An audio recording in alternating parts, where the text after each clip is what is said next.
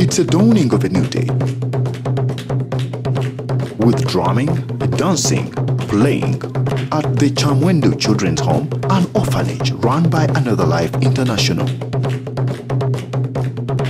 But what is Another Life International about? It looks after children, widows and the elderly, with a major focus on children at this time. It was born out of a desire to give people another life.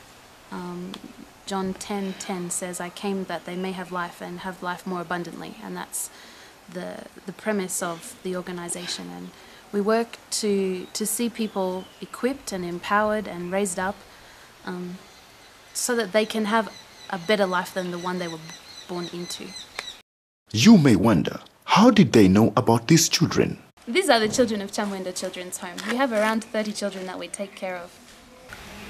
Rachel here was left in charge of her 3 siblings when she was just 8 years old. One day they left home looking for their mum, and the police found them and brought them to us.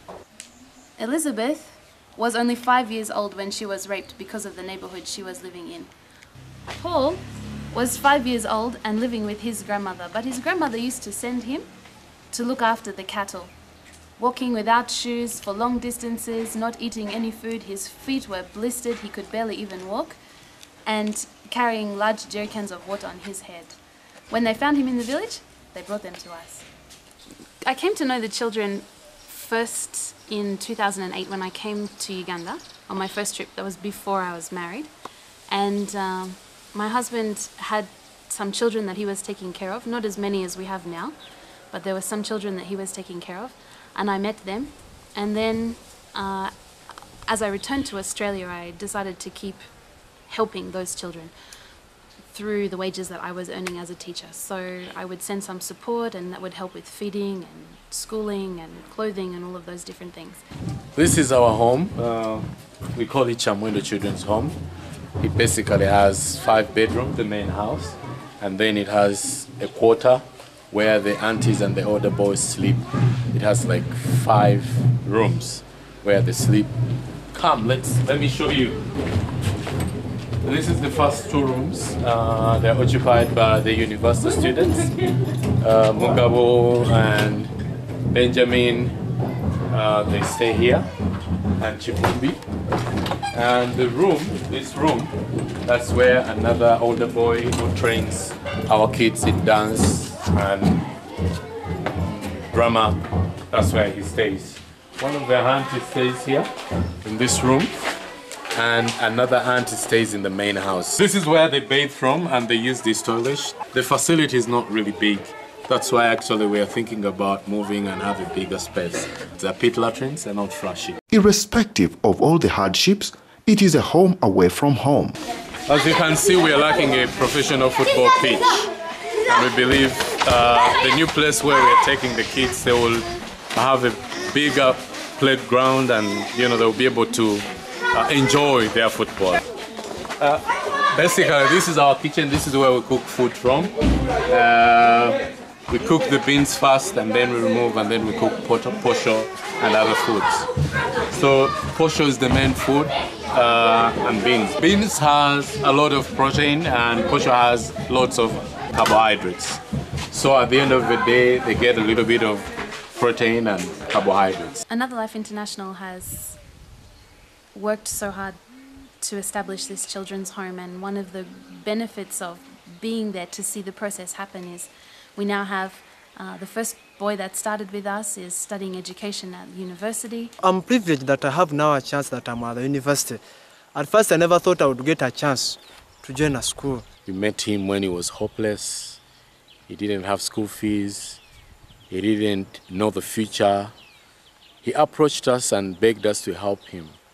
And ever since the time we took him on, we've seen him through high school, and now he's at the university doing education.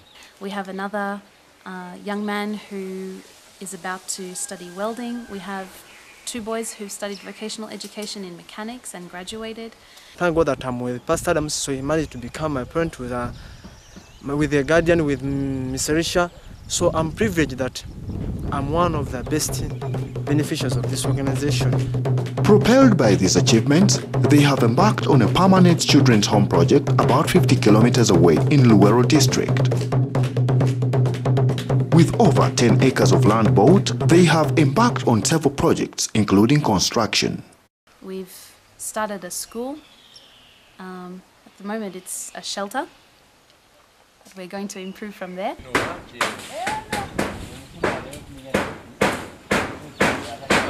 This is one of the classroom structures. We finished the first phase of building the structure and roofing it. Then we're gonna build the outside covers, put on the outside covers, and then we're gonna prepare the gardens. You've seen the guys who are slashing.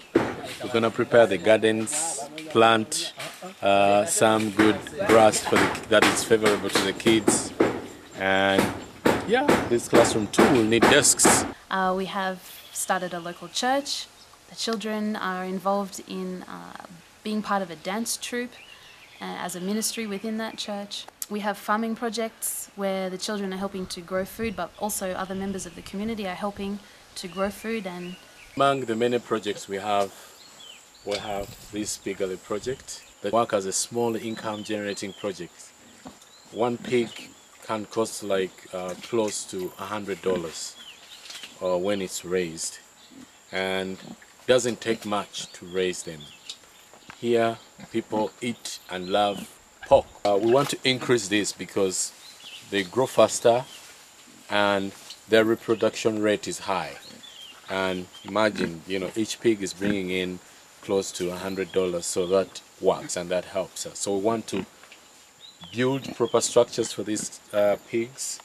so we are currently building individual houses for the children to live in smaller groups. This is one of the houses we have built for the children. Each house will accommodate about 7 children with a mom or an auntie. And so far we have 5 houses we've built. We've started on the main house. The main house has 8 bedrooms.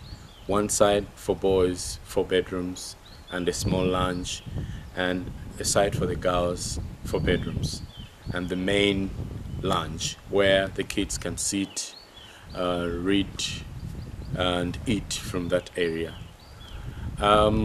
We hope that when the main house is finished, we'll move the young children to the main house and leave the adults to these smaller houses. The biggest challenge that we face is resources. There are so many people in need, and they come to us continually, and we have to put them either on a waiting list or tell them, I'm sorry, we can't at this point. We have worked so hard to establish income generating projects, and they're coming up slowly. But as those take time, it doesn't stop the people from the community coming to us and saying, I have this granddaughter, I have this uncle's granddaughter, I have this cousin. So there's so much demand in the locations where we are, and yet the resources are not enough, and they're stretched so thinly. I would love to take this opportunity to thank everyone that has been so great, that has been so in love with helping us or helping me at large. I would love to thank our partners, our parents, or any other person that has been or is willing to help us. I want to take this opportunity to say thank you to the few supporters who've helped us over the last few years. Living here away from family and friends has been hard, but knowing that you guys are helping us to support these children has given such a peace, and we thank God every day. The children pray for you every day, and I thank God for your commitment and your support in helping these children. With you, we have been able to pay the school fees and send our eldest boy to university and keep the medical bills up to date. And actually we've reduced on the amount of sicknesses because they're being fed so well. So we thank you so much for your love, for your prayers, and for your support, and just for looking after these children and following what God has led you to do.